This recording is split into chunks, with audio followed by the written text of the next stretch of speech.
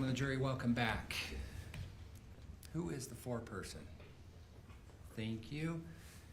Has the jury reached a verdict? Yes, Your Honor. And is it a unanimous verdict? Yes, Your Honor. Thank you. Will you please hand it to the bailiff?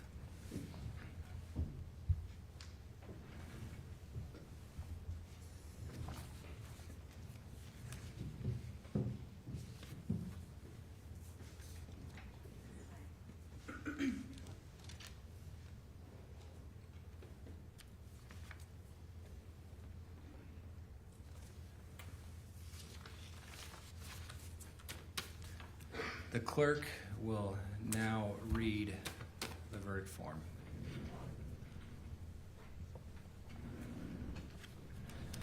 State of Utah versus Meggan Sundwall, Count 1, aggravated murder. We, the jury, unanimously find the defendant, Meggan Sundwall, is guilty of manslaughter. Count 2, obstruction of justice.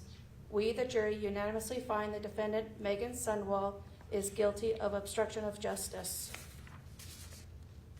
We, the jury, unanimously agree the prosecution has proved the following act or acts beyond a reasonable doubt.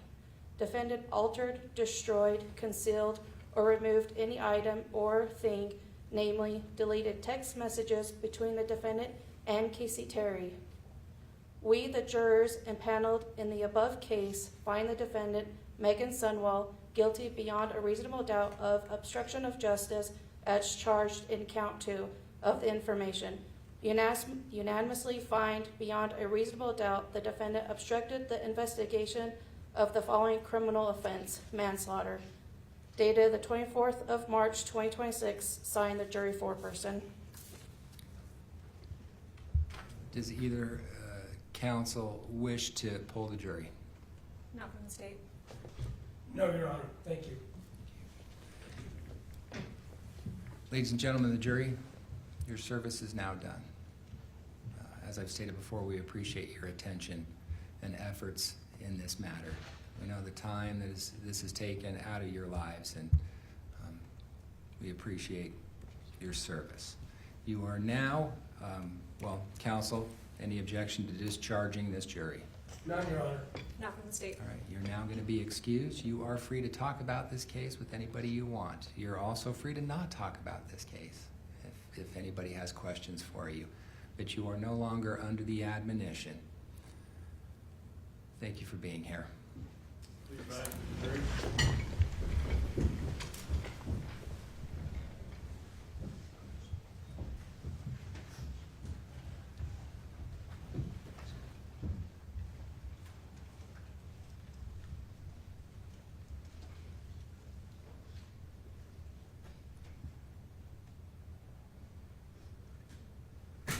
Please be seated.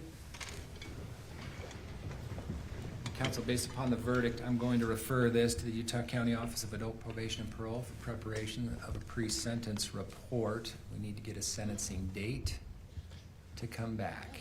I might guess that we need a special setting.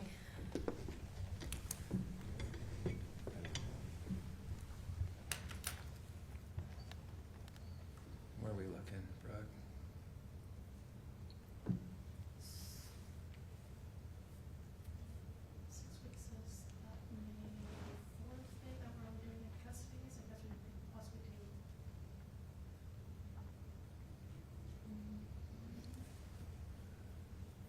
That would work. What about the morning of May 4th? 8:30. That would work for the state. Sorry, Your Honor. Having calendar troubles.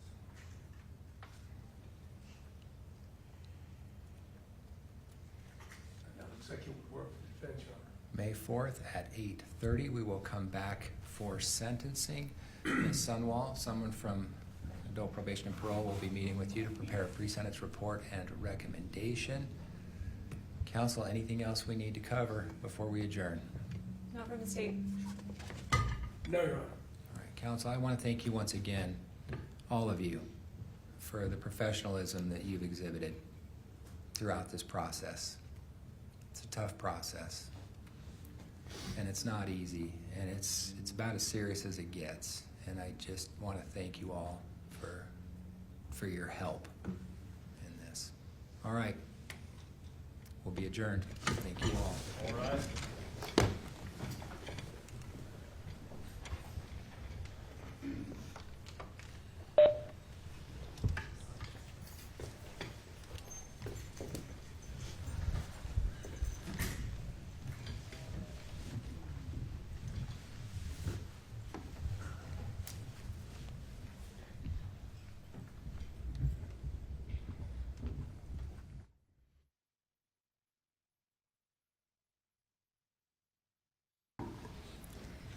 This case boils down to one question: who was in control?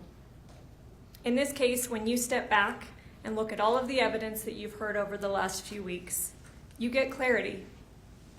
What happened in the years, months, weeks, and ultimately what happened down in that basement on August 12, 2024, was not chaos. It was not confusion. It was not a tragic misunderstanding. It was not a best friend merely helping out her other best friend in the whole world. This was control. And the person who was in control during that entire time frame sits at that table: Meggan Sundwall. The judge instructed you on credibility, and that's in instruction 19. I won't read over it entirely again, you just heard it from the judge, but when you evaluate the evidence, use your common sense. Look at all these factors in instruction 19 and your human experience to determine credibility. You look at whether things make sense in real life. You ask, does the story match the evidence? Do behaviors and patterns match human experience? Do certain patterns match what we've heard or learned about during testimony? When you apply those rules here, the evidence does answer one central question: who was actually directing, controlling, and causing what happened to Kacee? The answer is Meggan Sundwall.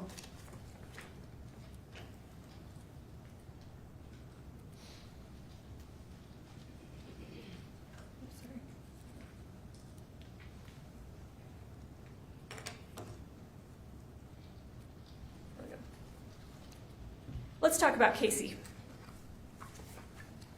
What do we know about her? First, let's be clear about something the state is absolutely not running from. Kacee lied. She exaggerated illness. She misused medication. She made some poor decisions. Both sides, I think, can agree about that. She was a flawed person. She was a hurting person. The evidence shows, though, that she had real medical issues from early in life. She was only born with one kidney. She had surgery, I believe we heard it at like 3 weeks old from that. She was exposed to long, early medical treatment. She lost her mother as a small child and her father as a teenager. Over time, she learned that medical crises brought attention, care, and connection. Much of her dishonesty centered around health. That context matters, not to excuse her behavior, but to understand her vulnerability. Even with the cancer lie, let's look at that, because she certainly did lie to many people about that. She lied to her family. But with her family, they were actually seeing objective factors, objective things that made parts of her story seem believable. Medical supplies were being delivered to the home. She had a port. She had real infections associated with that port. She had legitimate knee surgery and physical therapy. She went to appointments and emergency rooms and other doctors. Now, the family are not medical professionals. They were trying to make sense of what they were seeing and what Kacee had told them. And she had not told them the level of dramatic lies that she told to Meggan Sundwall, who is a nurse. The defense has suggested throughout this trial that Kacee's life was collapsing, that she had built this house of cards and it was falling. that she was part of a drug network stealing money and facing exposure that gave her a real motive to end her life. But the actual evidence does not support a sudden house of cards falling. Her prescription records show in the early, what you'll see, you can review it. In the early years, yeah, she may have been doctor shopping a little bit. She was going around getting opioids from different sources. We heard from Dr. Masteller that it was harder for doctors to check the Doppel records at that point to see if that was happening. But after that, what we see is what Dr. Masteller testified to. Pretty routine opioid prescription. I think you'll see in that exhibit, it's monthly. Dr. Masteller talked about that, and he talked about that they even had a plan to wean her off of that. And then at the end, when the defense asserted that it really ramped up at the end, she had a knee surgery. And Dr. Masteller testified that that's consistent with extra pain management that would have been needed for the knee surgery. You heard from her knee surgeon as well about the extra opioids he prescribed her at that point. Yes, there was evidence that she was trading pills with other people. She was using medication that she wasn't prescribed. But the medical examiner and toxicologist were clear. The drugs in her system on August 12th did not cause her death and did not meaningfully interact with insulin. They alone would not have been the cause of her death, and they don't interact with insulin. There's also evidence that Kacee may have been taking money from her grandparents. Even assuming that occurred, there is no evidence that she had been confronted, investigated, or was facing imminent consequences because of that. Family members testified. Mark said that he certainly would have sought repayment. He would have had a firm conversation with her about it. But he would not, initially at least, want to see criminal punishment unless it was, needed to get that repayment. We heard from her ex-husband, Kacee, and he testified he consistently helped her out financially. He bought her cars, he bought her clothes, he paid for the tires on her cars, he paid for insurance. He testified he would have continued to help her out financially. In fact, the evidence shows that Kacee was actually quite generous with her money, particularly with the defendant. We heard testimony from both Kylie and the defendant's own mother, Renee, that Kacee had paid for, and I believe even her father, Lee, that Kacee had paid for a trip to Disneyland for Renee's 60th birthday. And you'll see, and you've seen in the text, that the defendant is giving, that Kacee was giving the defendant hundreds of dollars shortly before her death. This is not evidence of someone whose world is collapsing overnight. This was Kacee's life as it had been for years. Messy, complicated, imperfect, but certainly stable enough that she continued planning surgeries, planning to escalate up in work, and daily activities. Flaws do not equal suicide. Chaos does not equal an intent to die. And most importantly, vulnerability does not give someone else the right to take control of whether someone lives or dies. Also, Kacee was not acting like someone determined to end her life. You heard the testimony just 2 weeks before August 12th, 2 weeks and 6 days. She underwent knee replacement surgery. Dr. West, the surgeon, he testified about performing that surgery and how he evaluates patients before such a complicated and extreme surgery. He evaluated not only her physical condition, and we know that Kacee was not lying about this because he testified, no, the x-rays showed that her knees were in severe condition, and one was worse than the other, and that's the first one that he operated on. But he also evaluated her mental readiness for such a surgery, whether she had the motivation to recover, adequate support at home, and the ability to follow through with rehabilitation. She met those criteria, and he testified he would not have operated had she not. The evidence shows that Kacee was healing on schedule. She attended her 2-week follow-up appointment about a week before August 12th. She was completing physical therapy. She was on track. And the doctor testified that they were already discussing, although it hadn't been formally planned, he said that at the 6-week follow-up, they were going to talk about doing the second knee, and that was her wish. If the recovery continued as expected, which nothing indicated that it shouldn't. Kacee was making plans for her future. Mark testified about how she talked about advancing at work and wanting to get a license associated with that. She talked about getting healthier. Mark testified that she had purchased a treadmill. She was trying to lose weight. And in fact, in the body cam, you'll see it. Mr. Williams even talked about it. There's a treadmill in front of her closet that the officers had to move to get access to that closet. She talked about wanting her own apartment, that she was unhappy living with her grandparents and wanted to get an apartment. You'll see in Exhibit 163 here, she expressed fear of pills being laced with fentanyl because fentanyl can kill a person. About a month before her death, she obtained a new car. We heard from Kacee Tanner, her ex-husband, who helped her finance that. I'll ask you to remember, and again, some of these slides, some of these exhibits that have been introduced and that you've seen, I'm going to show you on the PowerPoint. Some I'm just going to refer you to, and you'll have it back to consider in the jury room. But remember Exhibit 17. The day before Kacee died, part of the searches that she was looking for, it looks like she's online shopping. She's looking at Lululemon items and lunch pails. In Exhibit 34, we see her shopping list. On August 11th, she went to Smith's. In addition to buying some treats for the defendant the next day that Meggan talked about in her interview with police, she purchased frozen pizzas, dog treats, and a car freshener. These are ordinary, future-oriented purchases, not the actions of someone planning to die within hours. Exhibit 35, there's the receipt for those items. She also had her dog Bella, whom multiple witnesses said that she treated like a child. There is no evidence that she made arrangements for Bella's immediate care after August 12th. Excuse me.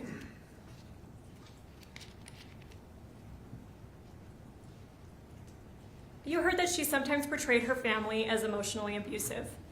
And for sure, we heard that Meggan and Meggan's family, they heard that Kacee did not have a good relationship with her family. They would not let her come live with them. They were emotionally abusive. They talked down to her. But the testimony from Kylie and Mark showed something different. Actually, a pretty close family relationship. Regular contact, shared events, and continued support. And despite all that speculation, you have heard there's no suicide note, no goodbye messages, no indication from anyone to anyone that she intended to die. If she actually had a good relationship with her family, which testimony supports, despite her telling other people that she didn't, would she leave those things? Her conduct in the days leading up to August 12th shows planning for life, not preparation for death. Instead, what you see is a person who sought attention, particularly from the defendant. Even the defense's own expert, Dr. Hancock, acknowledged that pattern. Kacee told dramatic stories. She exaggerated, primarily in medical contexts. Dr. Masteller confirmed that. And over time, those stories, and again, primarily to Meggan, became more extreme, more implausible. And again, Meggan is a trained nurse and would have knowledge. Yes, in the text, which again, you'll have plenty of time to review all of those, you will see, or the ones that were admitted, excuse me, you will see Kacee talk about suicide and supposed prior attempts that she made at suicide.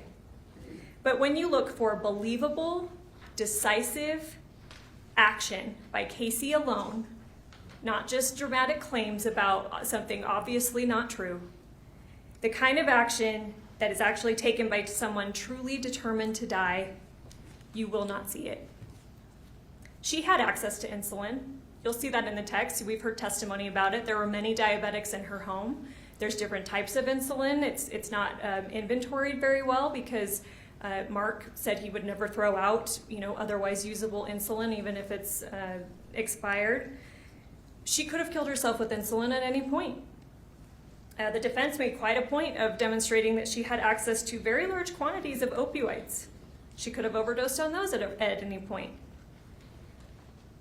And again, she expressed fear, even of pills, even if she's trading pills, and even if she's taking pills that she's not prescribed. She's still afraid that they might contain fentanyl.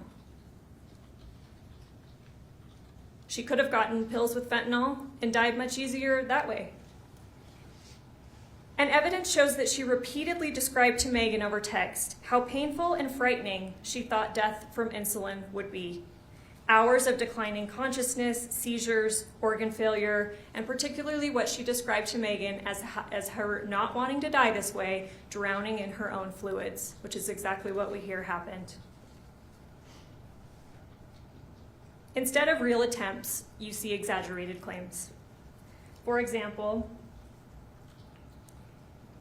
in Exhibit 82, she tells Meggan, again a nurse, that she injected 9 full bottles of insulin. This is something that Meggan apparently, quote unquote, believed. You heard testimony that insulin is measured in units and that a single vial contains about 1,000 units. Dr. DeSalvo testified that as little as 38 units could be fatal for someone of Kacee's weight. You heard in Exhibit 60, this is a text from Meggan. Meggan herself told Kacee way back in 2020 that 100 units would be lethal, 100 units ought to do it. Yet despite these dramatic statements from Kacee, which you'll see pretty consistently, what you also see consistently is hesitation, delay, escalating stories without follow-through, over years. And all the while, Meggan is supposedly believing them. Again, she's a nurse. Dr. Hancock, the defense's own expert again, agreed that someone with these patterns, he talked about lying, this behavior of splitting, where you're telling something to one person and something to another person and then trying to prevent them from interacting, going to extremes for attention and care. He said, yeah, that person could be very vulnerable. That person can be someone who can be exploited by others. The defendant was a nurse. She understood the vulnerability. She knew the lies. She recognized the control she had over Kacee. And yet she didn't treat this as a mental illness. There's no evidence that she pushed for therapy. She did not even confront Kacee about what she knew were blatant falsehoods. Think about that. I took 9 vials of insulin. At another time, I took 4 vials of insulin. I've taken all the drugs that I have. I just can't die. My body doesn't accept drugs. Meggan doesn't call her on any of that. She's just accepting what she as a nurse would know is pretty absurd. Instead, Meggan used it. She treated it as an opportunity. What the evidence shows here is a pattern, a long-running game of chicken.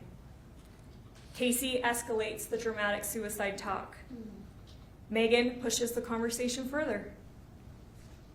More early on in the text, and again, you'll review them, Meggan sometimes does say, Case, this decision has to be yours. I only want to do it if it's your decision.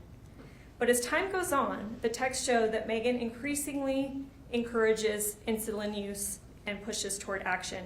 And again, the text show that Kacee is deflecting. For years, nothing actually happens. Kacee never commits suicide. Kacee's never dead. Kacee makes extreme, often, like I said, patently unbelievable claims about suicide attempts, but she does not carry one out. The evidence supports that, particularly in the early years, Meggan's goal was to encourage Kacee to die on her own. Meggan probably did not want to have to kill Kacee. If Kacee killed herself, if Meggan could convince Kacee to kill herself, that would certainly be easier. It would be cleaner. It would be more convenient. You see that encouragement clearly. Let's look at Exhibit 48. And this is in 2020. Meggan says, there's nothing left for you here. You have to go. You have to let go. It is past time. Remember Exhibit 49. You have so much more on the other side. Exhibit 61. Oh, sorry. Exhibit 48. Yeah, this is what I just referenced. There's nothing left here for you. Everything is ahead of you in the next life. Move forward and stop existing. Exhibit 61. Again in 2020. Are you doing insulin tonight? Meggan asks. Remember Exhibit 60. 100 units is enough, and it's not even detectable in an autopsy. Meggan tells Kacee that back in 2020. Meggan even brings insulin home from work back in 2020. Remember and review when you go back to deliberations, Exhibit 62. Meggan says, you didn't use insulin last night. Are you planning on it? Remember Exhibit 63. Are you planning on using the insulin? Exhibit 65. Should I take the insulin back? Because she had drawn it up and put it in the fridge. And remember Kylie's testimony. She remembered seeing it there. This is when Kacee was moving out of Meggan's home and said that she was afraid of Meggan doing something to her. And Kylie said, I saw a vial of insulin in there. That's backed up by the defendant's own statements. Let's look at Exhibit 66. Meggan is saying, there's still shots in the fridge. I drew them up for you and tried to get you to take them. It's on the third text down. Even then, Kacee is hesitating, delaying. Remember Exhibit 67. Kacee says, I was going to do it last night, but I fell asleep, probably tomorrow. Remember Exhibit 62. Kacee explains that she's just not ready. She wanted to talk to Meggan first. She feared missing Meggan. And she said, I just need to do it and get it over with, but I have all these attachment issues. Dr. Hancock testified that people with these patterns, again, are seeking attention, care, and reassurance that their life has value. Yet Meggan does not redirect her toward treatment.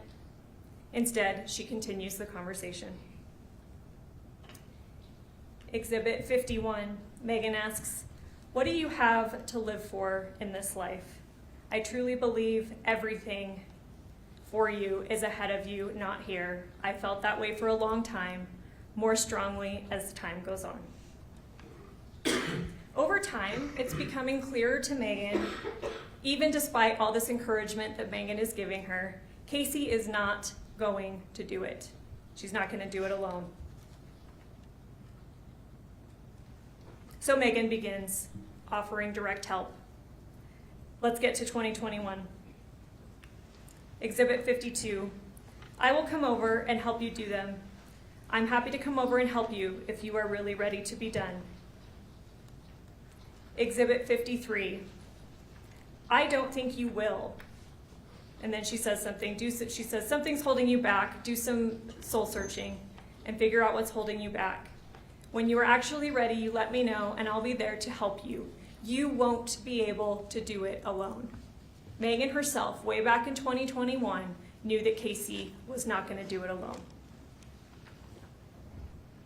Meggan understands the dynamic. Remember Exhibit 70. Meggan suggests drawing up everything you've got and giving it through your report. And then she again asks, do you want me to come over and do it? Still, we see Kacee stalling. Remember Exhibit 72. Kacee's delaying again. She says, I was going to, my nurse was coming over, then I needed to take Bella out, then I fell asleep. And still we see Meggan pushing harder. Exhibit 133.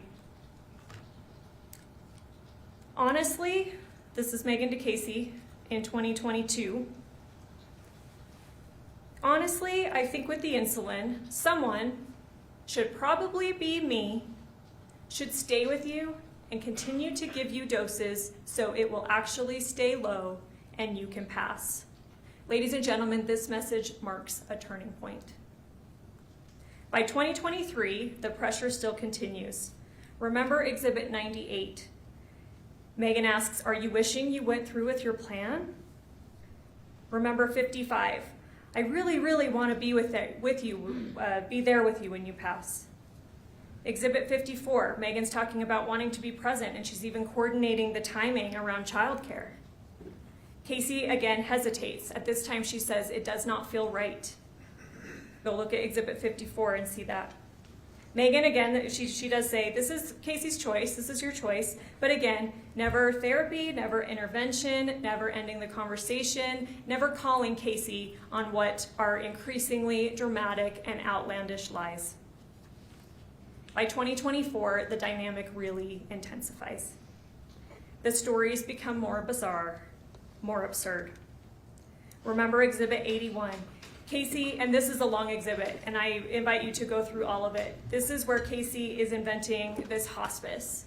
She's inventing multiple nurses that are coming over and doing different things.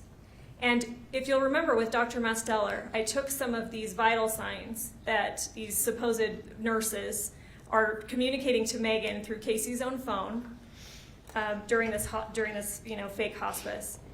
Dr. Masteller, again and again and again, nope, these vitals are not real, they don't make sense, they're incompatible with life. And every time I asked him, would you expect a nurse to know that? Yes, yes, yes, yes. Even Dr. Hancock, again, the defense's expert, he said he's not a medical doctor, and that's to be fair, but even he said some of these vitals are highly suspect. And yet Meggan continues to play along. She even responds, it's a total mystery when she sends her some kind of vital, and pretending to be a nurse, she says, hey, have you ever seen vitals this low? Even the doctor's confused. Meggan, it's a total mystery. Instead of challenging the obvious fabrication, she sustains this suicide narrative, and the pressure continues to escalate. Remember Exhibit 58. Meggan tells Kacee, Easter would be a beautiful day to die. Remember 100. Meg says, it would have been a good day for me to come and help you with the insulin. Remember 57.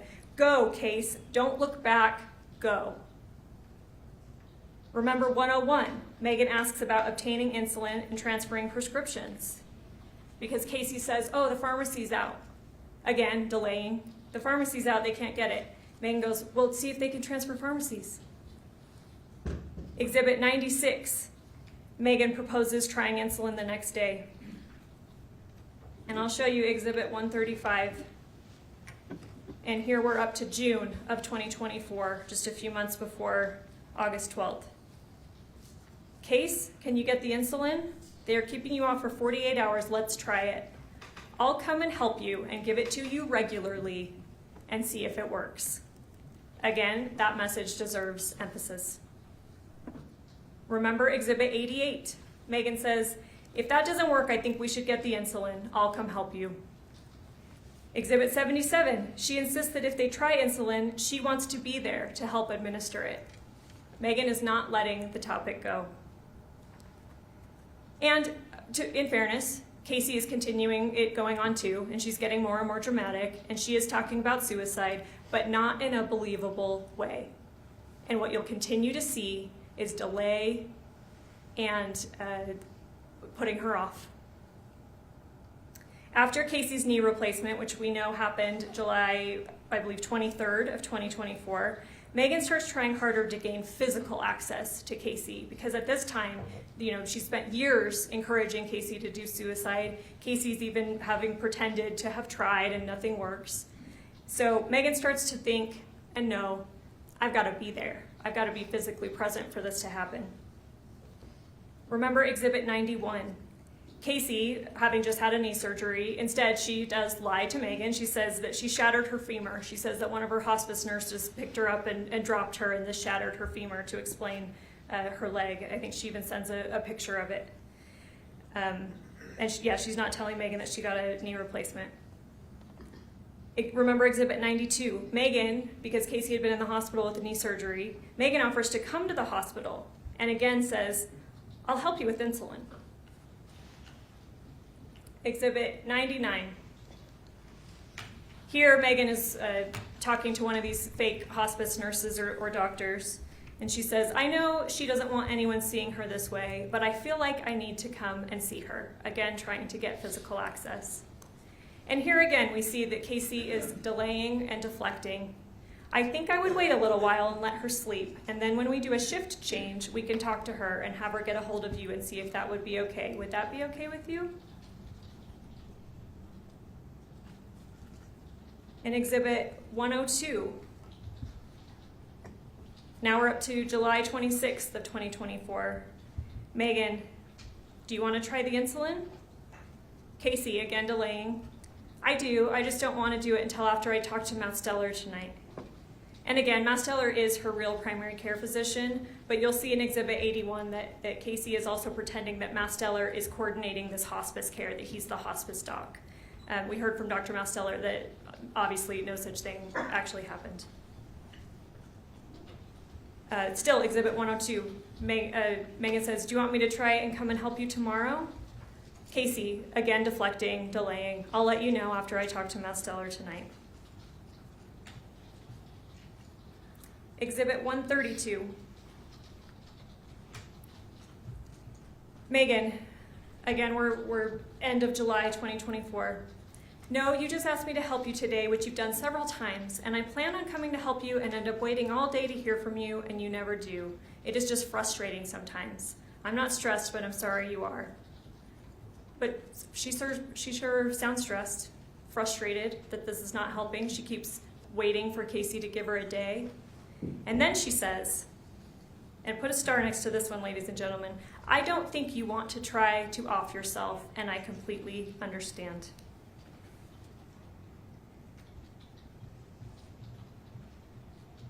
So shortly before, here we are, July 27th, 2024, she's even saying she doesn't think Kacee wants to kill herself. I'll show you Exhibit 76. Here we're to August 5th of 2024. Here's where you and I differ the most, I think. And it's the same with Mitch. You two are actually so alike. Your focus is on the now. Like you want relief now. Whereas I was focused on doing the insulin because it's a long-term solution. Not just for the now. You need a permanent solution, Kacee girl. Exhibit 94. And again, we're in August of 2024. Meggan, last night you asked me to think about what I thought you should do. Do you remember that? Kacee, did you come up with a plan? Amber's here, and you'll see in Exhibit 81 that Amber is one of these fake hospice nurses. And she's just getting stuff set up, but I'm hoping you came up with a plan so you could tell me before I fall asleep. But who knows, I might not fall asleep because yesterday I didn't. Meggan, my thought was give him until Thursday night. And if you still don't have a plan from him, and again, you'll see in Exhibit 81, this is this surgery. This is this fake surgery that Dr. Masteller is supposedly coordinating. To fly up to Washington, they're gonna do a surgery on Kacee that makes her body able to accept medications better so that she can then come back and kill herself. A doctor and a hospice team is supposedly setting this all up for Kacee, and Meggan is going along with this. Except she's not really. She said, well, let's give him till Thursday night, and if you still don't have a plan, let's try insulin over the weekend. She's not calling her on how this surgery is absurd, that a hospice and doctors are not going to do that, that surgery is probably not even possible. She just says, okay, yeah, well, let's give it till Thursday, and then we'll do insulin. Exhibit 105. Here we're to August 9th, 2024. Meggan pushes again. What do you have to lose by trying insulin? You didn't pay $900 for it, which is a huge blessing. Exhibit 106. Kacee gives this very long explanation that I won't read verbatim, but you can review it. Another delay tactic, something about Masteller, and he's gonna try to figure this out, and I'm just trying to figure out what to do, and last we talked, and all the scheduling problems. She's putting it off. She's putting Meggan off. And Meggan again says, I said that we'd give him until Thursday, and if he didn't have a date for surgery scheduled, then we'd try insulin. Again, August 9th, 2024.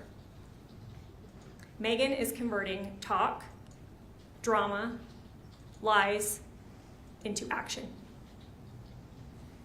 Remember Exhibit 136, and this is a long one, so I invite you to spend time with it. Kacee says she wants to make sure that she gets everything ready.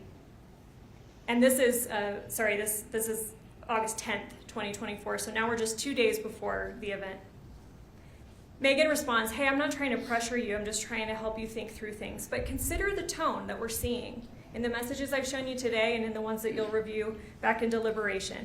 Consider the tone and frequency of these messages from Meggan. Is it true, especially throughout 2024, that Meggan's not trying to pressure her? Kacee explains that she does not want to upset Dr. Masteller. Again, that's not real because Dr. Masteller, he's just her primary care doc. He's not scheduling this surgery.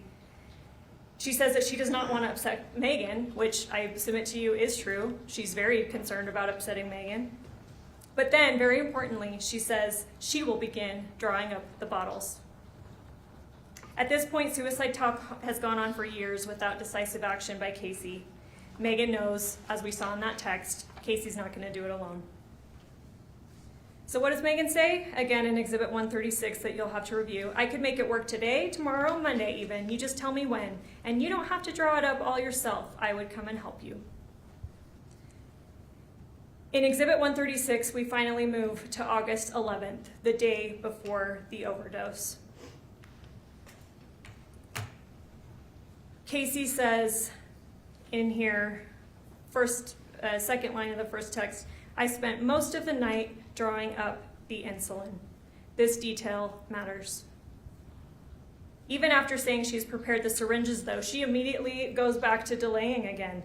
The very next message, my grandpa's in town, my family's coming over, so we could do it either later or today. I didn't know we had family coming over. I can't go upstairs with my leg like this. The next message, I'm thinking we need to wait a little bit since my grandpa's brother and family are coming over. I just want to know if you're okay with that. She's putting it off. She's giving reasons why Meggan can't come over.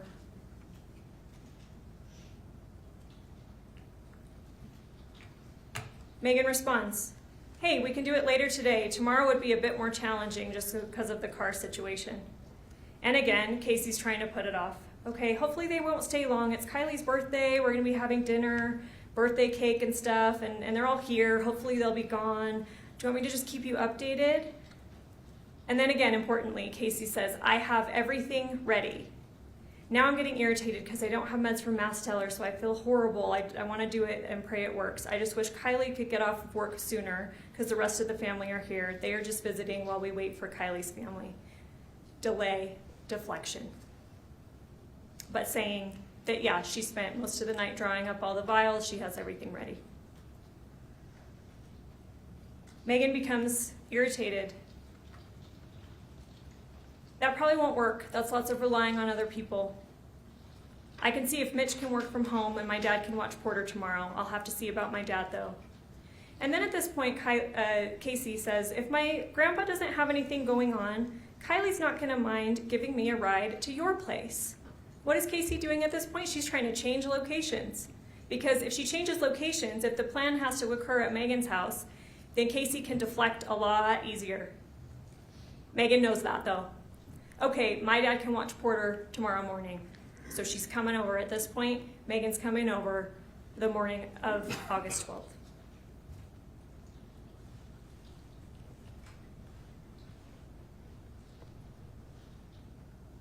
At that point, the plan is set. And this is another important one. August 12th, morning of. I'll be there in just a few minutes.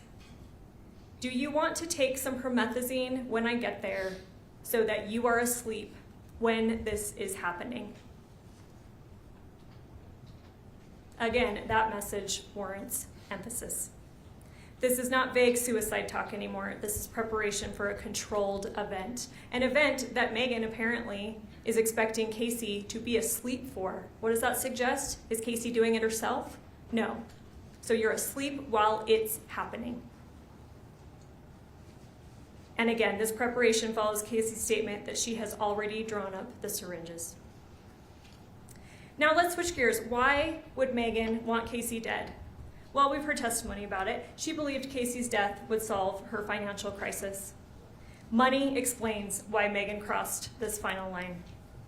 Starting in 2023, Meggan's texts to Kacee show escalating desperation about money. Remember Exhibit 123. This is September of 2023. Meggan says she had to throw out the food from her freezer because it broke and they're going to be eating canned beans. Kacee responds that she wishes she had money to give Meggan and feels guilty she has not passed because the life insurance policy would sure make Meggan's life easier. Remember Exhibit 125. This is October of 2023. Meggan texts Kacee, Mitch's child support doubled. We get to 2024, and then Meggan's financial pressure is really escalating. Exhibit 126.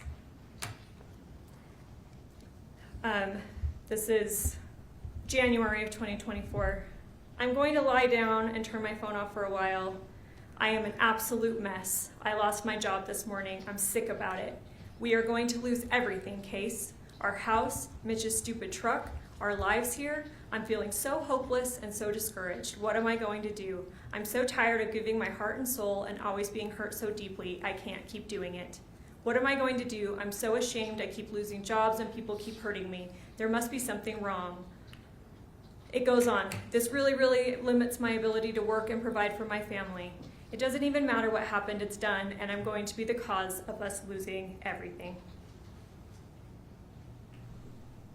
Kacee responds, I'm sorry that you've been struggling. How's Mitch doing? Mitch is being sweet and sensitive. But then Meggan says, trade me places, let me go home, and you stay here in this awful place. Remember Exhibit 127. This is February of 2024. She damages her car again. Meggan does. Exhibit 128. If you dying would get me out of this mess and darkness I am in now, I would take it. February of 2024. Remember Exhibit 129. This is, again, February 2024. She says car repairs are going to be $4,000. Remember Exhibit 131. This is July of 2024. There are more car problems. It's overheating. Exhibit 157. July 29th, 2024. Meggan says, I know it sounds so dumb, but I saved up for these pants. I really, really wanted at the buckle, and I'm taking them back now because I can't afford groceries for my family, so it kind of sucks. Kacee, I'm so sorry. How much are the pants? Do you have your Venmo card on you? I sent you $320. Might be less because of the card. They sometimes take a fee. Kacee, again, Meggan, instead of buying groceries for her family, she's opting to spend over $300 on pants, and Kacee Venmos her that money. You heard testimony. Again, we've known that Kacee is paid for a Disneyland trip. She's sending that money a few weeks before her death to Meggan. Dr. Hancock explained that in relationships like this, sure, someone in Meggan's position in this dynamic could be motivated by the caretaking. That could be one explanation. But he said, when I cross-examined him, that they can also be motivated by things like gifts and money. Evidence shows you that Meggan needed money and she was sick of waiting for it. Frankly, Mr. Williams mentioned this in his opening. He said that Kacee was bombarding Meggan with all these texts. And you heard there is a total of 29,000 of them. You don't have all of them. Obviously, that would take weeks for you to go through. But you have a lot, and you'll see that, yeah, Kacee was sending a ton of messages, and Meggan was responding a lot. It was probably exhausting, pretending to be Kacee's friend and believing all these absurd lies. It probably was exhausting, and she was tired of it. She had been doing this for years. She believed the life insurance, she believed the money, and she had to speed up the process. This was Meggan's investment. She had spent years on this investment, and she expected it to be paid out. Remember Exhibit 156. This is July 30th, 2024, so we're getting pretty close to the August 12th. Meggan says she was $28 short at the grocery checkout, and a nice old lady behind her had to help spot her. This financial pressure matters, because alongside that pressure is Meggan's belief that Kacee had a life insurance policy with her as the beneficiary.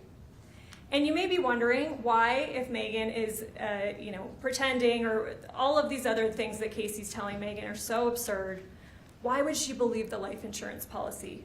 Well, go look, because this is the one claim from Kacee that Meggan actually investigates. She actually vets it. She actually asks some questions. She does some follow-up work on it. And Kacee gives her details that sound pretty credible. Exhibit 30, this is, it looks like legitimate policy stuff at the top. There's a number that is the number that Meggan later gives to John Hancock when she calls after Kacee's death. And here we have, handwriting. I believe Kylie testified that this is Kacee's. She's signing this over to Meggan way back in, here signed April 28th of 2016.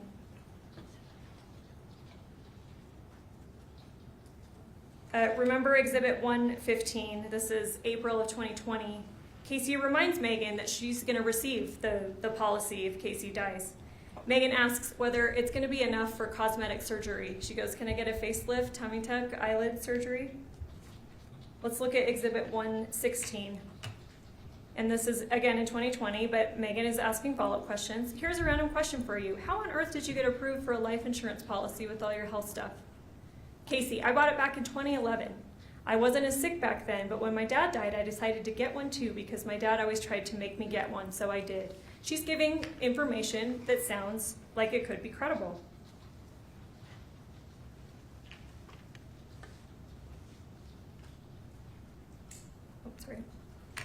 Remember Exhibit 117. This is July of 2020. Meggan presses again. Case, level straight with me, please. Is the policy real? I want to know about this. Kacee insists that the policy is real and says that she wanted Meggan to be surprised when an attorney called her if Kacee ever died to tell her that she would receive over $1 million. Let's look at Exhibit 119. This is October of 2023. Meggan again seeks confirmation. Can I ask you a question I really shouldn't? Is the money thing for real? I don't think Mitch and I are going to be staying together, and I need to know what I'm looking at as far as being able to take care of Porter by myself and how much I'm going to have to work, whether it be 2 or 3 jobs. I'm so sorry to ask, I really am. I feel really uncomfortable asking, actually. Kacee, yes, I promise it's real. I have made sure to keep everything current. I started my policies after my dad died because I knew it would need it with my health problems. I wouldn't lie to you about that. I wanted to surprise you with it. Exhibit 122. I won't go through this whole one. You're free to read it in deliberations, but she's giving legit information or legit sounding information about this policy. She talks about a Mike. Mike's payment he's the one doing the payment, and I got a voicemail, and insurance is so weird to do with it. It's so hard to deal with, but Mike is dealing with this. And let's remember what Meggan does. Not even, I believe, after Kacee died, but she's at that point demanding the paperwork from the family, right? She wants the life insurance paperwork. And then in her police interview, the second interview that you'll have to listen to, she tells them, Mike Dolan is who pays it. He's who you should contact. She even says, he's in Kacee's phone as my love. He's paid $2,000 premium, talk to Mike, because Meggan believes this policy is real. And she goes further. Remember Exhibit 147. This is the call. This is the call on August 23rd, 8 days after her very best friend in the world, more like her sister, what she says in the call, has died. 2 days after her second interview with the police, where they tell her that Kacee having a policy is very unlikely. So she calls. She says, my best friend, more like my sister, has died. The family is not giving me access to the paperwork. She has a policy number, though, and she asks, does that sound like a real policy number? The lady says, yeah, it sounds like one. And then she's told that it's not real. Even her conduct the very day after Kacee is rushed to a hospital, unconscious, and we know that at the hospital her blood sugar level's tested and it's at 14. Meggan's behavior reflects expectation of coming into money. You can look at Exhibit 16, and it's on August 13th, the day after the overdose. When Kacee is in critical condition at the hospital, you can look through what Meggan is searching on her phone. Some of those searches you'll see include flights, vacations to islands, clothing, and jewelry. Why do that, especially when just weeks earlier, she had to be spotted $28 at the grocery checkout from an old lady behind her? Is this stuff she regularly searches for? Or does she expect to receive a substantial amount of money pretty soon? Despite years of obvious exaggerations and lies from Kacee, Meggan maintained this relationship, not because she believed it, everything that Kacee was telling her, not because they're actually best friends, but because the evidence shows that the one thing she did believe was the life insurance policy and that Kacee's death could bring her more than $1 million. So again, let's turn back to August 12th, the day that set in motion Kacee's death that ends up following on August 15th.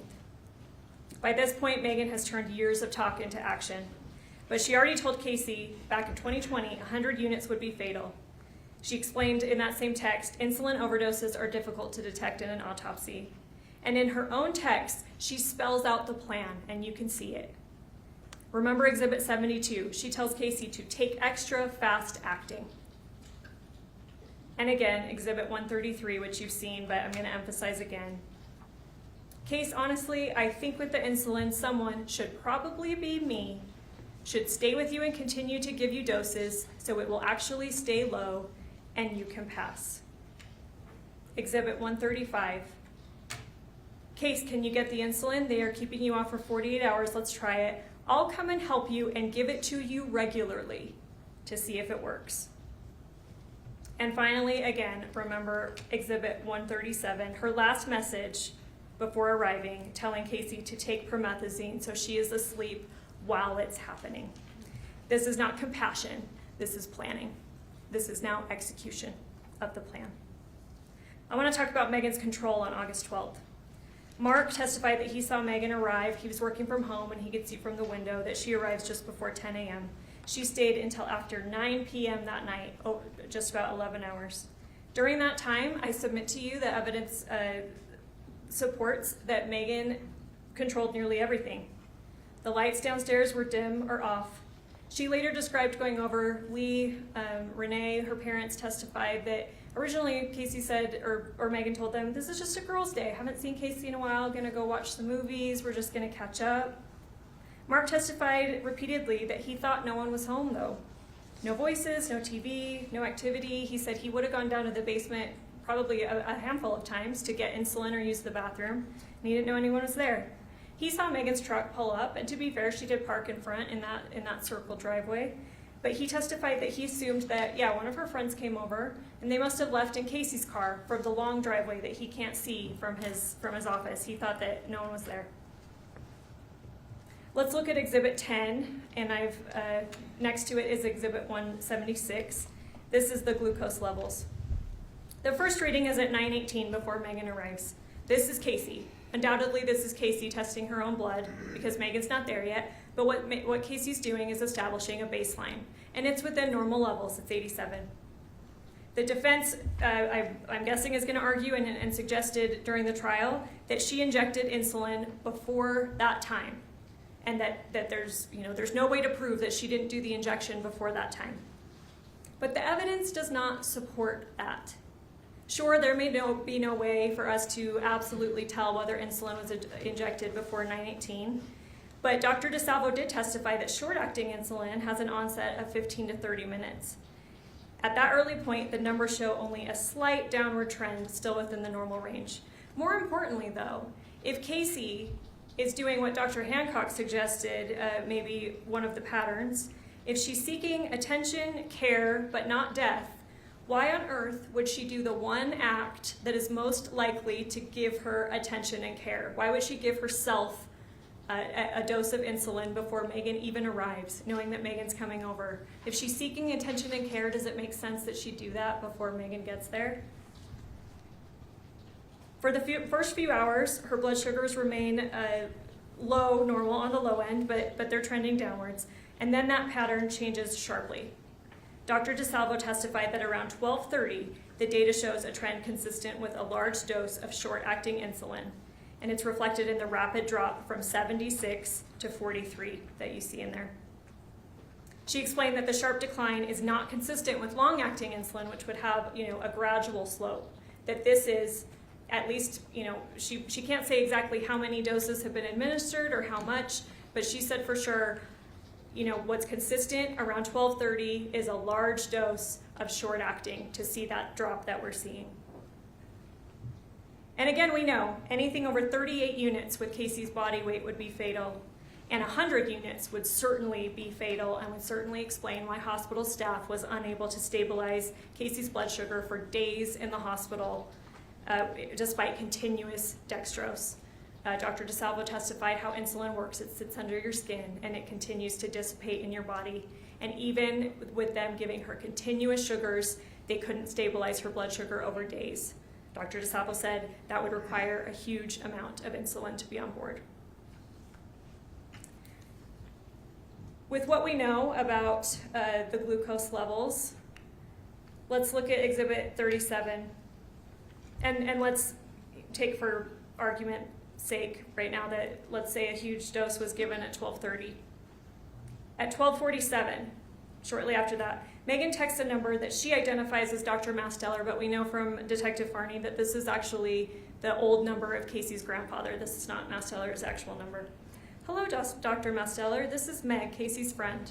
I'm just trying to touch base with you and see where we are at with getting the surgery scheduled. Kacee's memory isn't the best, so when I ask her, she isn't always very clear. At the same time, though, Kacee's glucose is dropping, and it's starting to drop more dramatically. DeSalvo said that short-acting insulin causes confusion, sweating, weakness, disorientation. Yet Meggan doesn't tell this doctor that she's supposedly texting that she's even with Kacee. She doesn't make it clear that, hey, I'm with Kacee at the time. She doesn't describe any symptoms. She doesn't ask what to do. She doesn't attempt to verify any DNR that she's supposedly been talked about or told about. She's not seeking medical guidance. She's creating a record. Because what did Lee, her dad, testify to when he later showed up? He said, she told me, I've contacted the hospice doc and we're waiting to hear back. She contacted him all right, but or who she may have thought was him, but obviously it's not his number. But she doesn't give any relevant information about what's happening at the time. Let's talk about the medical emergency. Dr. DeSalvo testified that anything below 50 is hypoglycemia. That's a medical emergency. Before 45, she said it's a critical alert and that every nurse is trained to recognize and know this. The numbers continue. At 12:30, Kacee's at a 76, drops to 43 at 1:43, and at 2 p.m. she drops to a 30. At those levels, Dr. DeSalvo said that the symptoms that we're probably seeing are progressing towards seizure and coma. And you know what? We know that happened because in Exhibit 27, Meggan is texting her own mom at 1:59, and she says, I'm still here with Kacee. She's not doing too great. I can't even get her to wake up. So we know, at least from this point on, from the defendant's own words, Kacee's out of it. And that's exactly what the medical evidence predicts. Yet Meggan doesn't call 911. There's no evidence that she attempted to contact Dr. Masteller again or contact another physician. She continues to control the conduct and information people receive. Dr. DeSalvo testified that by approximately 1:19, so even before we know that Kacee's unconscious or can't be woken up, Kacee would have been physically unable to test her own blood sugar. And Mark walked you through that process. It's multi-step. It involves, kind of fine motor skills, taking out strips, poking. Dr. DeSalvo said, no, with where Kacee was at 1:19, she wouldn't have been able to do that for herself. But the testing continues for hours. Who's doing it? Meggan. She's the one there. Definitively, Meggan is the one after that point. Maybe Kacee, we know Kacee tested her own at 9:18. Maybe she did a few of the tests earlier when she was physically able to. But at least for 7 hours, Meggan is the one affirmatively doing those tests, just like she said she would. You need somebody to stay with you and keep giving you doses to make sure your sugars stay low. That's exactly what she's doing. And again, no sugar given. House remains quiet, and Meggan is testing to ensure that Kacee's condition is worsening. Kacee's brain and organs are deprived of the glucose and oxygen they need to survive, and a trained nurse understands that the duration of hypoglycemia matters tremendously. Finally, let's look at Exhibit 16. Meggan is repeatedly Googling, and this, 8/12/2024, 4/23, 4/24. We know from her text to her mom that Kacee's been out of it since at least 2. Kacee's Googling how low, Freestyle Light, which is the type of glucose monitor, how low can it read, multiple times. Let's talk about how the defendant affirmatively blocked Kacee from receiving medical care for as long as possible, because again, as Dr. DeSalvo testified, the length of time that the brain is deprived of glucose and oxygen makes it more and more irreversible. The evidence shows that Meggan does something even more troubling than simply sitting there while Kacee deteriorated. She actively prevented rescue. She invoked a fake DNR, one that, number one, we know never existed. But Dr. DeSalvo explained clearly how DNRs actually work. They don't mean do nothing. They mean no mechanical resuscitation of the heart, no shocking of the heart. She was very clear, patients can still receive oxygen, glucose, antibiotics, comfort care, and emergency treatment. Dr. DeSalvo said that absolutely a trained nurse would know that.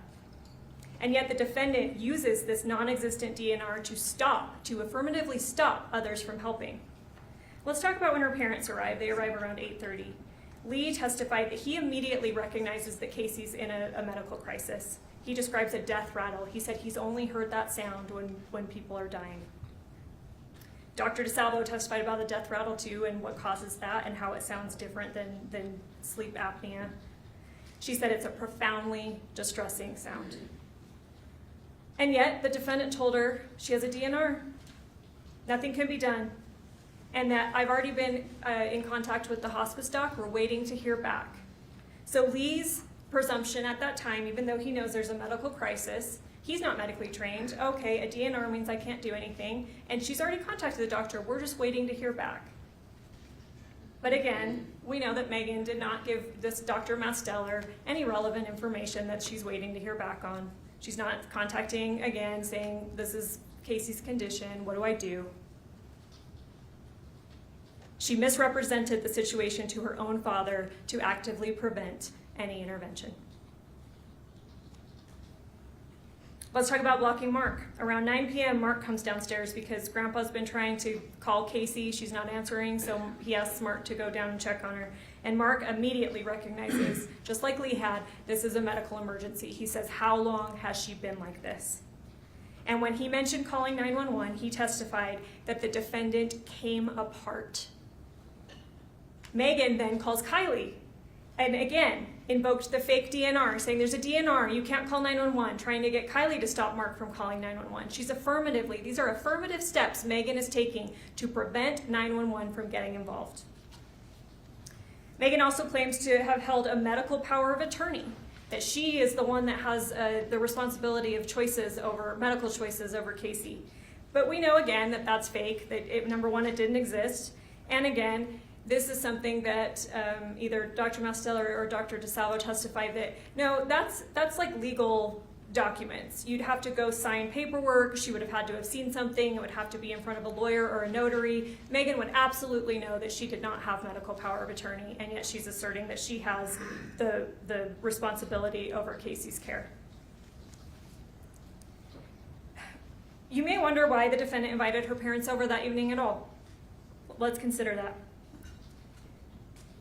The evidence suggests that she probably expected Kacee to die much sooner because she originally had dinner plans with them. She called them in, and doing that, she does say around 2, Kacee's not doing well, but she's not leaving because, again, she needs to make sure that Kacee is dead to the best of her ability. And so she calls them in to frame the situation as a spiritual release, consistent with her religious beliefs. She wants Lee to give a blessing of release. Maybe she genuinely believes that will speed up the process. But it also creates plausible deniability because at this point, Kacee's been unconscious for hours. If you're murdering somebody, why on earth would you invite your parents over to the scene? It's not something that it sounds very reasonable, right? But Kacee's unconscious. Kacee can't tell them what's going on. And Meggan already knows that she's going to take steps to try to block any 911 or block any rescue. And Mark didn't know that they were there since, as always, they parked on the street and they entered the house from the back way, the back patio, so no one in the home knew that they were there. And yet the defendant still affirmatively lies to them about what happened. She tells the parents, at some point we're watching movies, we're chit-chatting, Kacee went to the bathroom, she was in there forever, I couldn't get her to come out, I banged on the door, I finally got her to come out, she was all loopy. I had to help her to the bed. I have no idea what happened. She must have taken something. She later repeated that same story to the police in one of the interviews. And her account only began to change once she realized investigators had more evidence. Remember Exhibit 22. This is a recorded call where Meggan says, maybe she needs to say that she knew what Kacee was doing and didn't help her. This shows, consistent with obstructing justice, which I'll get to in a second, Meggan's story is shifting based on the audience that she's talking to and her perceived evidence, what she knows that the police have against her at that point. And at this time, best case scenario for her, because she knows the police had the texts, she knows some different things. Well, best case is that I knew that Kacee was committing suicide and I didn't do anything to help her. But Lee testified that the family did not even learn the full scope of the evidence until shortly before this trial. Lee said that I think up until 2 weeks before this trial, what they believed was still the bathroom story, that Kacee must have taken something, Meggan had no idea what, and she just helped her to bed. Let's talk about EMS and how Meggan blocked that. Defendant left the residence before EMS arrived, providing them no information that could have assisted quicker treatment of Kacee. And the defense attorney, Mr. Williams, brought this up, that this was because Kylie had just angrily, she used choice words, she swore at her, she said, I'm gonna ruin you, she accused her of murder. And then he introduced this idea of panic, that if you're in a panic, you're not behaving rationally, you're doing things that you normally maybe wouldn't or that you know that you shouldn't do. But what does she do? Sure, fine, that could explain her leaving the home, but she doesn't leave the scene. Lee and Renee testified that they got in the car, drove a little bit up the street, and watched for about 20 to 30 minutes to see what would happen because Meggan was so concerned about Kacee at that point. If she were truly concerned, she could have approached EMS without anyone in the house, without Kylie, Mark, anyone knowing that she was still there. She could have approached EMS outside and given critical medical information that could have allowed them to treat Kacee earlier, to know what was going on with Kacee earlier, but she didn't. DeSalvo said that with a blood sugar as low as 14, minutes matter in saving. And yet Meggan affirmatively chose not to give EMS information. I'm going to very briefly address the investigation because we heard a lot about it in trial, and I'm guessing that Mr. Williams is going to spend some time on it in his closing. Was the investigation perfect here? No. In hindsight, could some things be done differently? Yeah. Is that probably true of every investigation? Yes.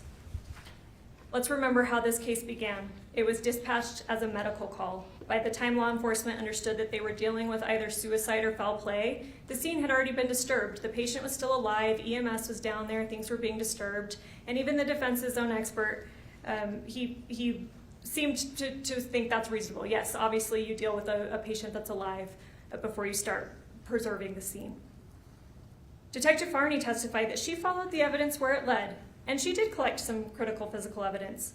There was a syringe found on the bedroom floor that, granted, EMS had moved to the side table because it's a syringe and they're, working on Kacee. It's a small space. They don't want to step on a syringe, so they did move it.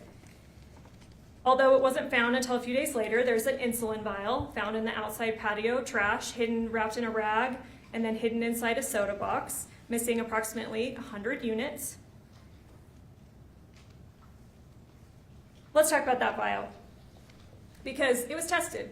It was collected and tested, and granted, it wasn't found until a few days later when Mark went to empty the trash, and had he not stepped down on that soda box to compact it, to throw it away, probably never would have been found.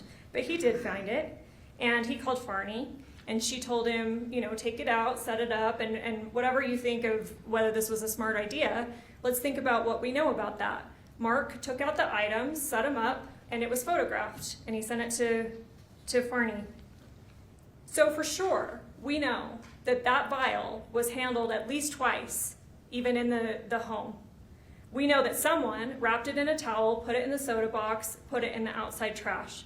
We know that Mark, a few days later, found it, took it out, set it out for a picture to be taken, and then I think he testified that Farney told him to put it in a bag so she could collect it later. So it's handled by people, it's being moved. And yet testing revealed no detectable prints or DNA on that vial. This matters because it shows something pretty simple. People can handle objects and still leave no forensic trace.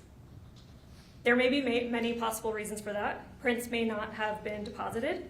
They may have been wiped away. Or an item may have been handled by someone who might have reason to be wearing gloves.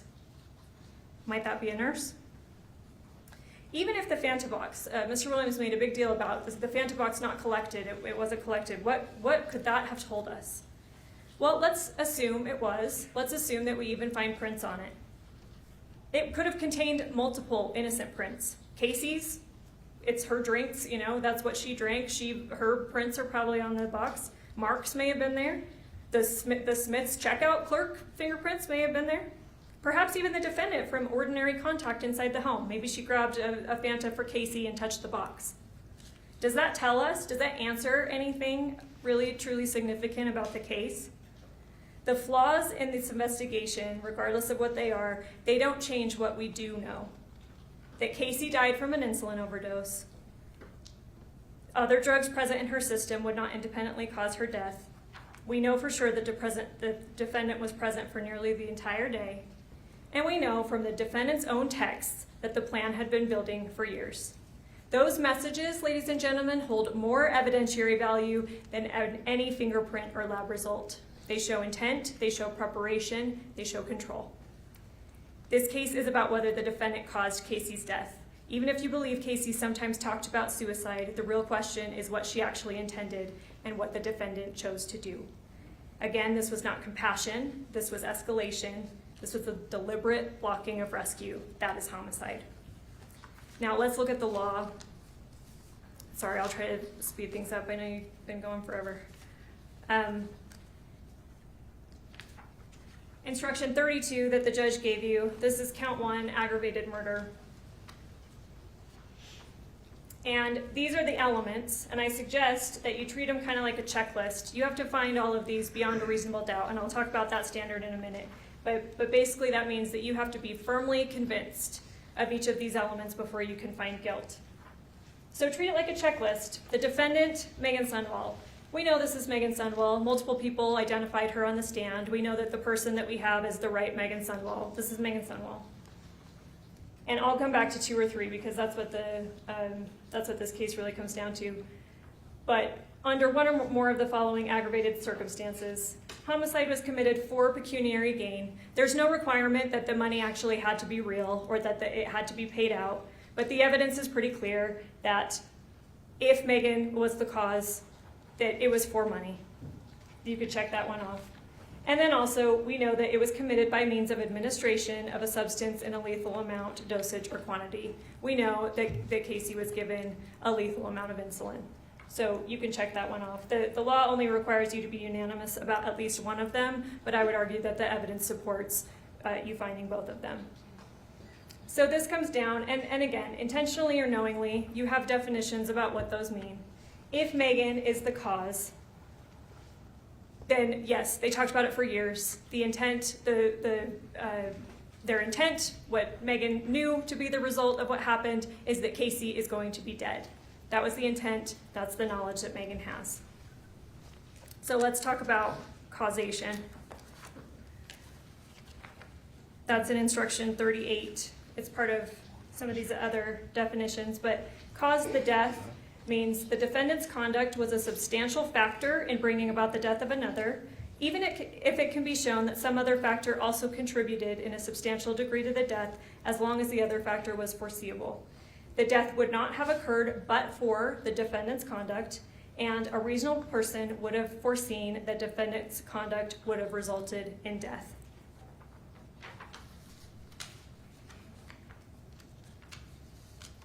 The defendant acted, Kacee died, the defendant caused that death. You do not have to be unanimous, I want to be clear about this. You only have to be unanimous that Meggan, of course all of these other elements, but the cause, you only have to be unanimous that she caused. The exact mechanism of how the cause happened, you don't have to be unanimous about. You only have to be unanimous that she caused the death.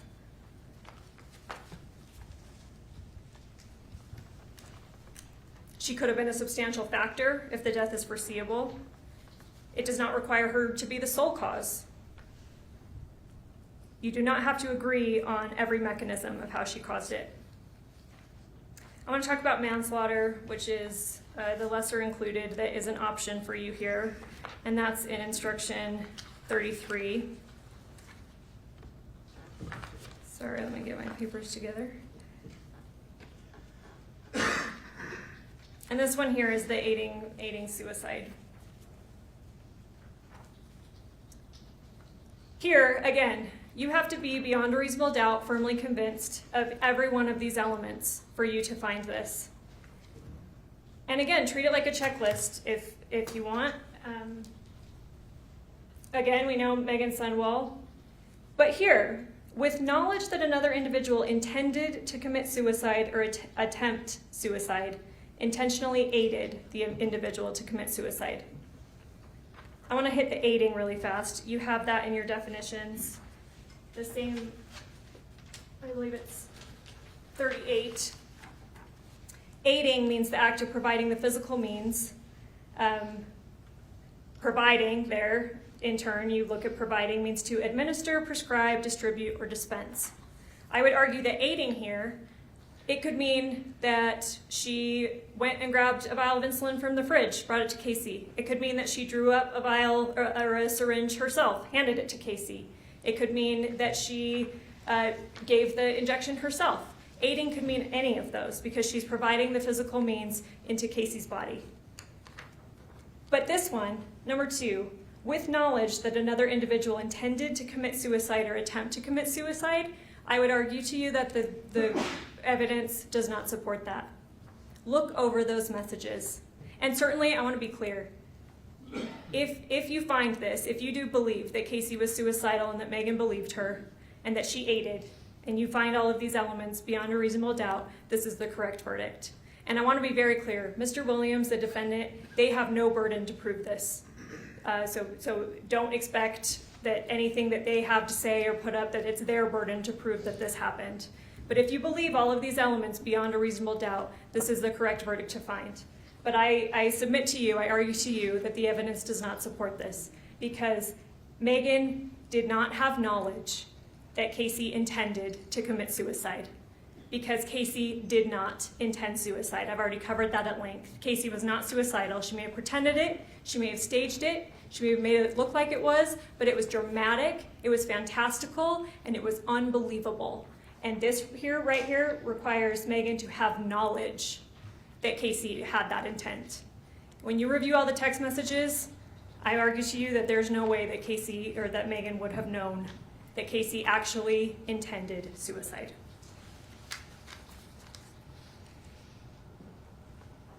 What this case is, it's different, it's far more serious. Aiding suicide is a different relationship to death than murder. Aiding suicide means that Kacee is the principal cause of her death. She's the principal actor, and Meggan merely aided in some way. Murder means that Meggan is the principal cause. So ask yourselves again, who was in control? The evidence does not support that Kacee intended suicide or even that the defendant believes she did. The defendant herself texted Kacee, again, Exhibit 132, just a few weeks before August 12th. I don't think you want to try and off yourself, and I completely understand that. That's on July 27th of 2024. In her second police interview that you can go back and listen to, around the 40-minute mark, she tells police that she didn't believe Kacee was really suicidal. She talked about it a lot, but I didn't actually believe she was suicidal.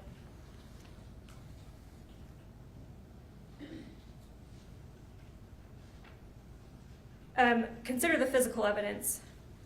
So a bunch of syringes were found, but I'm going to talk about the 2 primary ones. The one on the floor that EMS moved to the table, and then the one found in the Fanta box days later outside. We heard from FBI scientist Chad Moore. And to be fair, Mr. Williams pressed him on this, and he did say that there are certain things that could degrade insulin or change its properties, its chemical structure. But he testified he saw no protein remnants or degradation products he would expect to see if insulin had ever been in those syringes. Even after cross-examination, he maintained that he would still expect to see some trace. Ladies and gentlemen, the evidence supports a simple conclusion. Those syringes never contained insulin. Even if the other syringes in the house, we know that Mark ended up finding one in the closet after he had to pull up the carpet after the flood. Why would that be there? If Kacee is suicidal, or we heard evidence of other syringes found in Kyle's room, in a desk, in another room down in the basement. If Kacee's suicidal, why would she use her last moments or time of consciousness to go hide the mechanism that she's using to kill herself? Why would she do that? Why would she hide a vial of insulin? Why would she wrap it in a rag, put it in a soda box, put it in the outside patio trash that really only she used, expecting no one else to find it? Why would she do that if she's suicidal? Why would she care? Even if she were trying to maintain the life insurance story, that still makes no sense because guess what? She already told the defendant that the policy covered suicide. Exhibit 153.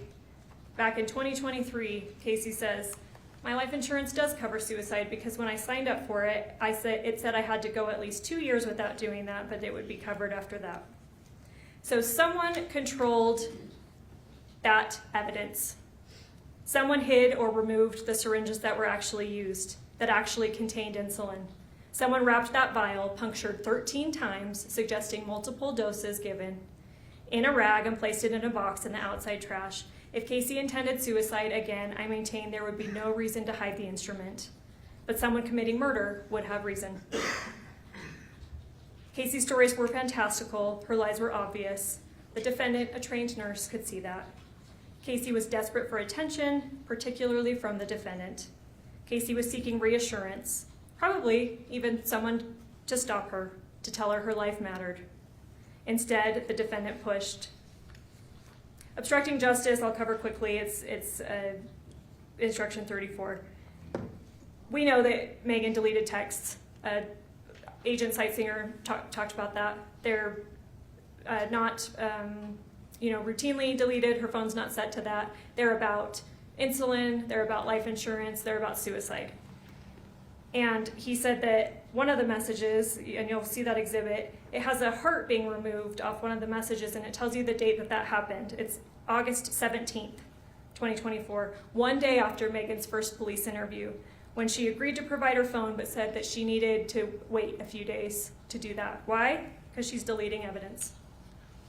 Obstruction can also be based on lying to police, and again we see that, and you'll hear it. She told them originally in her first interview, I have no idea what happened. It's the bathroom story that she told her parents. I have no idea what happened. She went to the bathroom. I have no clue. And then she makes that call. I think I need to say that I knew what Kacee was doing and I didn't help her. So obviously she lied to the police. You have to be unanimous. Again, that's one of those ones that you have a special findings form. You have to be unanimous at least to one. You have to agree on at least one, but the evidence supports both. For years, there was dramatic talk, escalating talk, stories that grew more and more extreme, but nothing actually happened. Kacee never did anything, nothing irreversible, until Meggan stepped in. This wasn't chaos, it was structured, it was directed, it was controlled. This was betrayal of Meggan's specialized knowledge and human trust as a friend. Meggan Sundwall did not just idly watch as Kacee declined. She actively controlled whether Kacee lived or died. Meggan Sundwall caused the death of Kacee Terry with a lethal amount of insulin, and she did it for the money. We ask that you convict of aggravated murder. Thank you.